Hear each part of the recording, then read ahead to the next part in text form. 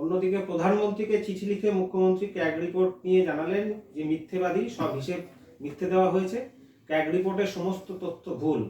2003 সালে তৃণমূল একটা বেবি ছিল। তৃণমূল সরকার সাংবিধানিক কোনো প্রতিষ্ঠানকে স্বীকার করে না। ক্যাগকে ফেস করতে তারা ভয় পাচ্ছে। 2 লক্ষ কোটি টাকার কার্যত কোনো হিসাব নেই। এক প্রকল্পের টাকা অন্য প্রকল্পে সরিয়ে নিয়ে যাওয়া হয়েছে। কোনো কমপ্লিশন সার্টিফিকেট নেই, ইউসি নেই। এই তো চলছে সরকারে। তো সুতরাং এই সরকারের আর্থিক অনিয়মিতা, স্বেচ্ছাচারিতা এবং প্রাতিষ্ঠানিক লুট দুর্নীতি আজকে এমন জায়গায় পৌঁছেছে যে সারা ভারতবর্ষের সমস্ত রাজ্যে কম বেশি সেখানে সোশ্যাল ওয়েলফেয়ার প্রজেক্ট চলছে, কিন্তু এ রাজ্যে প্রান্তিক মানুষ, গরিব মানুষ বঞ্চিত হচ্ছে। প্রধানমন্ত্রীকে চিঠি দিলেন, মিথ্যাচার বললেন। উনি প্রমাণ করুন, ওনার কাছে প্রশ্নের উত্তর নেই। প্রধানমন্ত্রীকে উনি চিঠি দিলেই ওনার অবস্থান সত্য হয়ে যাবে না। পশ্চিমবঙ্গের প্রত্যেকটি মানুষ নিজের দেহ মন দিয়ে সরকারকে স্পর্শ করেছে। যাদের মেধা প্রতারিত হয়ে গেছে, আজকে কলকাতায় রাস্তায় বসে আছে বছরের পর বছর, আজকে তারাই উত্তর দেবেন। যারা প্রধানমন্ত্রী আবাস যোজনার ঘর পাননি, যারা দৈনন্দিন তৃণমূল পরিচালিত পঞ্চায়েতের আচরণ সম্পর্কে ওয়াকিবহল আছে, এর উত্তর তারা সঠিক দিয়ে দেবেন যে তৃণমূল কি করে চলেছে। বাজেট নিয়েও ফের কেন্দ্রকে নিশানা মুখ্যমন্ত্রীর। অন্তর্বর্তী নয়, এটা বিজেপির অন্তিম বাজেট।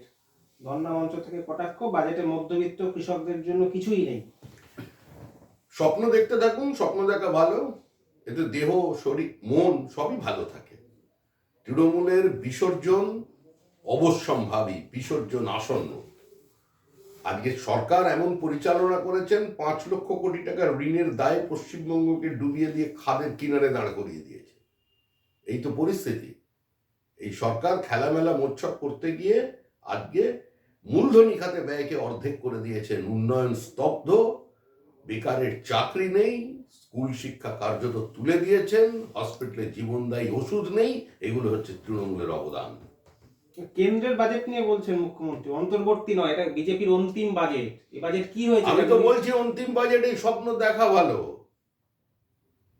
কিন্তু এই স্বপ্ন মুখ্যমন্ত্রীকে আর কোনো সাফল্য নিয়ে আসতে দেবে না।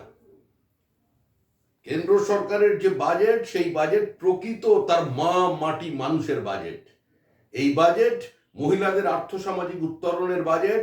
এই বাজেট শিক্ষিত তরুণদের স্বনির্ভর প্রকল্পে নিয়োগ করা তার বাজেট। এই বাজেট ভবিষ্যতের কর্মসংস্থান তৈরি করা, বিকশিত ভারতের লক্ষ্যের বাজেট। এই বাজেট ইনফ্রাস্ট্রাকচারের বাজেট। এই বাজেট ভারতের সমাজ জীবনে একটা প্রভূত গতি নিয়ে আসবে, তার বাজেট। এই অনেক দূরদর্শিতার বাজেট। মাধ্যমিক পরীক্ষার কারণে দেরিতে শুরু হলো রাহুল গান্ধীর ন্যায়যাত্রা। অন্যদিকে বঙ্গের ন্যায়যাত্রার শেষ বেলাতেও এখনো পর্যন্ত জোট নিয়ে কার্যত যেন মরিয়া জয়রাম রমেশ। বিজেপিকে হারাতে এক হয়ে লড়বো বলছেন তিনি। অন্যদিকে মুখ্যমন্ত্রী একলা চলয় অনড়। না, ওনারা জিমে গিয়ে একটু স্লিম হয়ে যান, ভালো করে ব্যায়াম করুন। জয়রাম রমেশ সকলকে এক করে নিজেদের বিরুদ্ধে একটু আক্রমণটা কম করুন। এখন থেকে যদি ঠিকঠাক চলতে পারেন, 2029-এ গিয়ে একটা লড়াই দিয়ে কনসলিডেটেড একটা ছোটখাটো অপোজিশন হতে পারবেন। 2024-এর নির্বাচনে আর কোনো সম্ভাবনা নেই।